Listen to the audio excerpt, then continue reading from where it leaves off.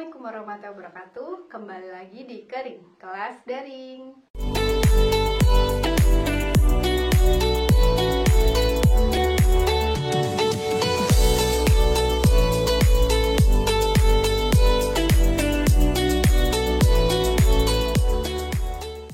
Pada video kali ini kita akan belajar menganalisis teks ulasan. Setelah video sebelumnya mengenal mengenai materi ulasan atau teks ulasan, kita akan mempelajari bagaimana sih caranya menganalisis teks ulasan. Kalau sebelumnya kita sudah mempelajari mengenai teks ulasan, pada pertemuan kali ini, Ibu akan mengajak kalian belajar mengenai menganalisis teks ulasan. Jadi, teks ulasan itu adalah teks yang berisi ulasan atau penilaian atau review terhadap suatu karya. Jadi, karyanya tidak hanya film, drama, atau sebuah buku saja. Jadi banyak hal yang bisa diulas atau dikritik. Nah, teks ulasan ini tidak hanya mengkritik sih, tapi juga bisa memberikan ulasan sebuah informasi terhadap sebuah karya untuk memberikan kontribusi bagi kemajuan karya tersebut. Jadi tidak hanya mencela atau mencari kekurangannya saja, tapi juga bisa mencari apa sih spesialnya atau kelebihan dari sebuah karya tersebut. Gitu ya. Nah, sekarang Ibu mau tanya nih ke kalian. Pernahkah kamu menonton film Laskar Pelangi? Jadi film ini cukup terkenal. Film Laskar Pelangi banyak mendapatkan penghargaan baik dari dalam negeri maupun di luar negeri. Dan ini sangat terkenal sekali. Jadi awal munculnya Laskar Pelangi ini memberikan dampak positif terhadap perfilman Indonesia. Nah, ini merupakan cover dari film Laskar Pelangi.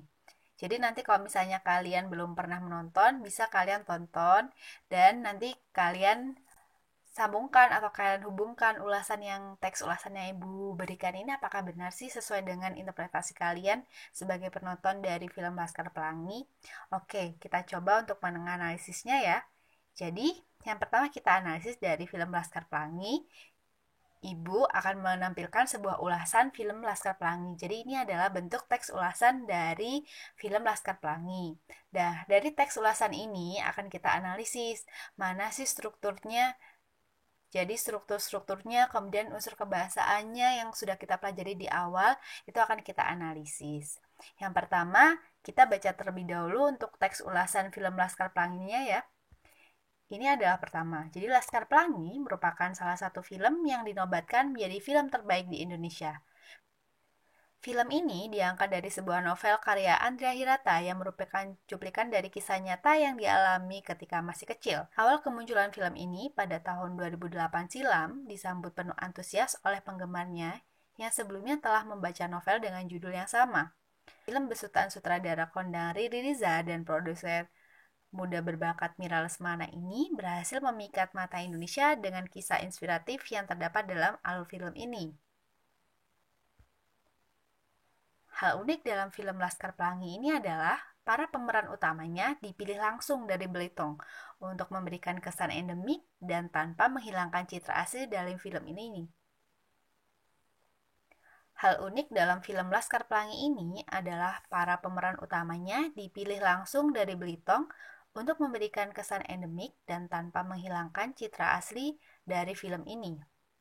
Tokoh-tokoh utama tersebut mencakup Ikal, Lintang, Mahar, Fo, dan lain sebagainya. Anak-anak ini dipilih bukan tanpa tujuan, namun dengan menggunakan aktor asli dari daerah tersebut akan menambah film terlihat natural karena para pemain sudah terbiasa dengan logat bahasa dan gaya bicara di Belitung.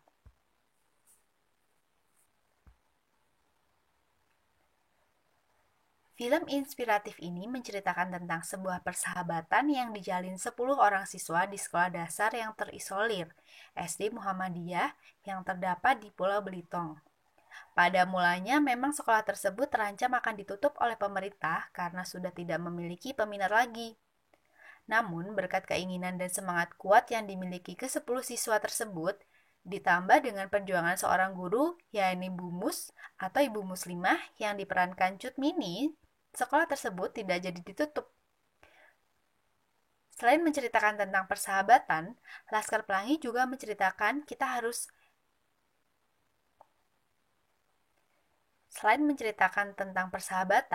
Laskar Pelangi juga menceritakan kisah haru yang harus dialami oleh seorang murid yakni Lintang yang merupakan bocah nelayan miskin yang sangat cerdas. Namun, prestasi Lintang terhalang oleh tanggung jawab dan kerja keras untuk menghidupi adik-adiknya setelah bapaknya wafat di lautan. Meskipun pemilihan dan latar film ini mayoritas bersifat outdoor atau di luar ruangan yang mengakibatkan kualitas suara dan gambarnya kurang jelas, namun jika dinilai secara keseluruhan, film Laskar Pelangi ini sangat bagus. Film ini memberikan dampak dan pengaruh besar pada peminat film di Indonesia pasca pemutaran perdananya. Betapa tidak, masyarakat Indonesia yang notabene tengah tergila-gila dengan film horor dan action, langsung berbalik haluan dan memilih untuk menyaksikan film reality ini. Di samping itu, alur cerita yang terkesan unik, inspiratif, emosional, dan menarik ini dikemas dengan finishing yang baik oleh pemerannya. Ditambah dengan pemandangan keindahan alam Pulau Belitung pada era 90-an silam menjadikan daya tarik tersendiri untuk menonton film ini. Maka dari itu, film ini sangat layak untuk dinobatkan menjadi salah satu film terbaik karya Indonesia yang akan dikenang sepanjang masa. Walaupun dirilis tahun 2008 silam, namun Laskar Pelangi merupakan sebuah film yang layak untuk ditonton secara berulang dan tidak lekang oleh waktu. Di tahun 2017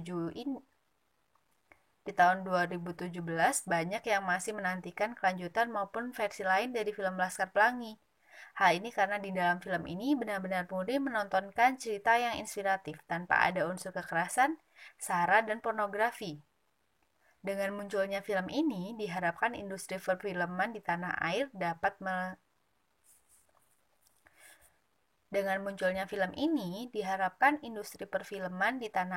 dapat semakin maju dan tidak kalah dalam bersaing di kancah internasional.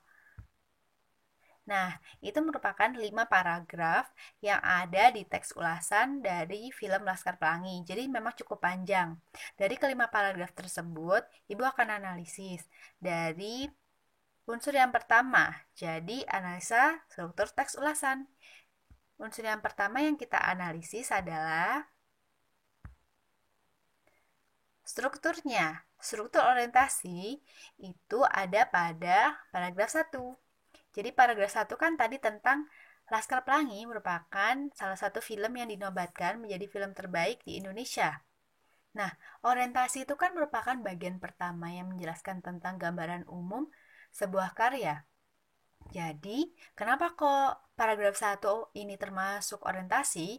Karena paragraf ini menjelaskan apa sih gambaran umum dari film Laskar Pelangi. Itu diceritakan nih, kalau dia tuh film terbaik di Indonesia. Kemudian karyanya Andra Hirata, muncul pada tahun 2008. Kemudian sutradaranya Riri Riza dan produsernya Mira Lesmana. Ini merupakan bagian pertama yang menjelaskan tentang gambaran umum dari film Laskar Pelangi. Gitu ya. Selanjutnya, unsur yang kedua itu adalah unsur tafsiran. Unsur tafsiran merupakan bagian yang berisi penjelasan detail mengenai sebuah karya yang ditulis. Misalnya berisi tentang bagian-bagian suatu karya, keunikannya, kemudian keunggulan dari karyanya. Nah, tafsiran pada teks ulasan dari film Laskar Pelangi itu ada di paragraf 2, juga ada di paragraf 3. Apa sih isinya paragraf 2? Kenapa sih kok bisa masuk tafsiran? Nih, kita lihat. Jadi, di paragraf 2 ini dijelaskan bagiannya. Nih, tokoh utamanya itu ada Ika, Lintang. Jadi, penceritaan dari tokohnya, kemudian dari logat bahasanya, kemudian kenapa kok tokohnya itu dipilih dari anak asli dari Pulau Belitung, itu merupakan bentuk penjelasan detail mengenai karyanya. Jadi karyanya tuh ini loh tokohnya gitu. Ini merupakan struktur dari tafsiran. Selanjutnya yang paragraf ketiga, kenapa kok bisa masuk tafsiran? Karena di paragraf ketiga ini juga diceritakan tentang Cut Mini yang memerankan Bumus. Kemudian Bumus ini berjuang sebagai seorang guru gitu. Kemudian ada lagi tokoh Lintang yang merupakan bocah nelayan miskin. Nah, ini kan sudah dijelaskan penokohannya. Kemudian tokohnya ini tadi mengalami konflik apa, dijelaskan secara detail di paragraf ketiga, sehingga paragraf ketiga ini termasuk ke dalam struktur tafsiran. Gitu ya. Lanjut ke struktur selanjutnya, yaitu struktur evaluasi. Struktur evaluasi merupakan bagian yang berisi pandangan dari pengulas mengenai hasil karya yang diulas. Jadi, apa sih yang diceritakan? Jadi, apa sih opini dari pengulas atau pembuat teks ulasan? Kita lihat, ada di paragraf keempat. Jadi paragraf keempat ini, mana sih yang termasuk opini dari pengulas terhadap film atau karya tersebut? Nih, ada kata di samping itu alur cerita yang terkesan unik. Jadi ada kata sifat unik, inspiratif, emosional, kemudian menarik. Ini merupakan opini dari penulis teks ulasan terhadap karya Laskar Pelangi ini tadi. Gitu. Kita masuk ke struktur selanjutnya. Struktur yang terakhir adalah kesimpulan. Jadi pada struktur kesimpulan ini merupakan bagian yang berisi kesimpulan dari ulasan terhadap suatu karya. Struktur kesimpulan ini bisa juga dikenal dengan struktur rangkuman. Pada teks ulasan Laskar Pelangi, struktur kesimpulannya ada di paragraf kelima. Kenapa? Karena di paragraf kelima ini disimpulkan atau dijabarkan. Jadi kesimpulannya adalah film ini tuh layak dinobatkan menjadi salah satu film terbaik. Jadi kalian tuh harus nonton. Gitu. Itu merupakan struktur kesimpulan atau rangkuman dari ulasan film Laskar Pelangi.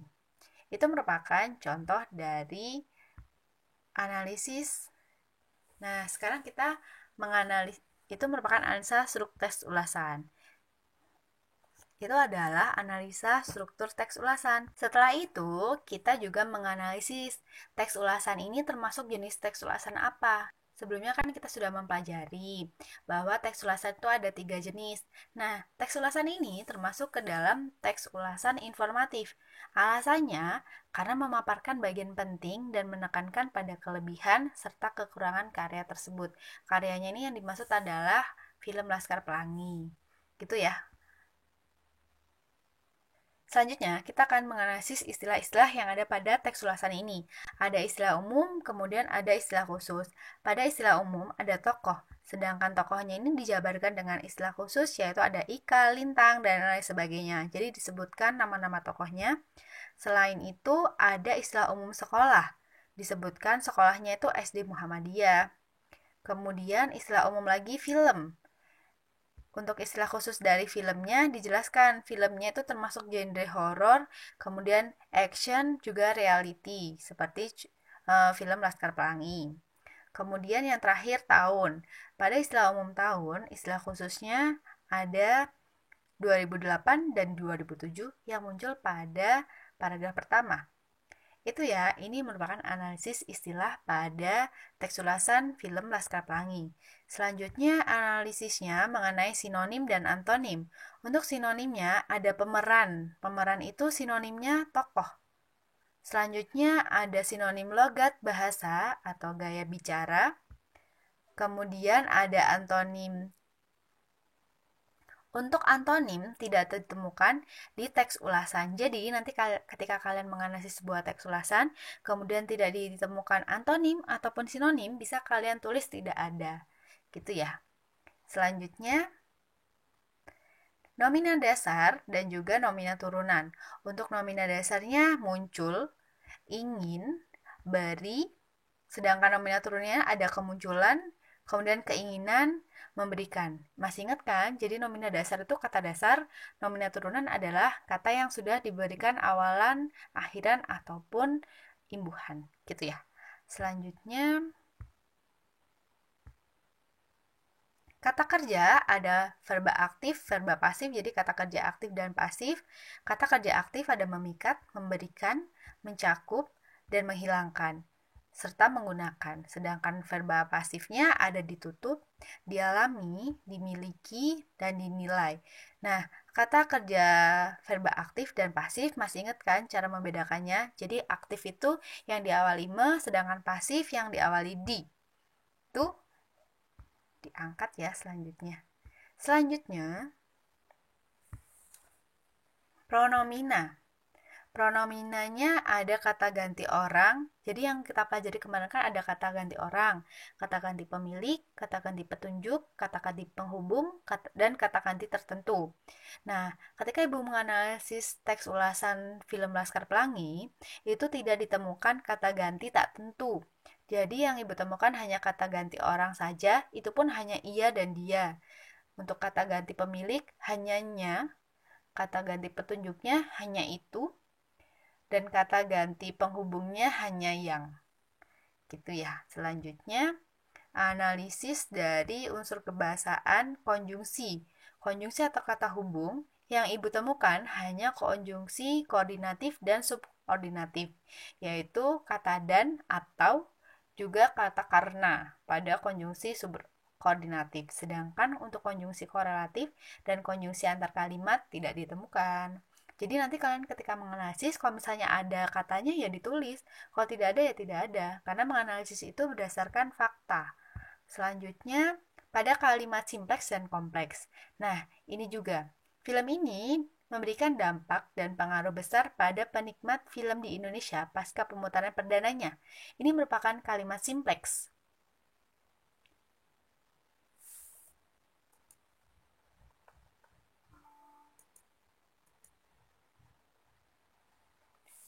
Mengapa kalimat ini termasuk kalimat simpleks? Karena kalimat ini memiliki satu verbal utama saja, sehingga kalimat ini merupakan kalimat simpleks. Kemudian untuk kalimat kompleksnya, ini kalimatnya film ini diangkat dari sebuah novel karya Andrea Hirata yang merupakan cuplikan dari kisah nyata yang dialaminya ketika masih kecil. Nah, ini merupakan contoh kalimat kompleks. Kenapa? Karena dia memiliki lebih dari dua verba. Jadi, nanti kalian cukup menemukan satu saja. Kalaupun di teks itu ada beberapa kalimat simpleks ataupun kompleks, bisa kalian tulis satu saja untuk memberi contoh bagaimana sih kalimat simpleks dan bagaimana sih kalimat kompleks di teks ulasan yang telah kalian analisis. Gitu ya.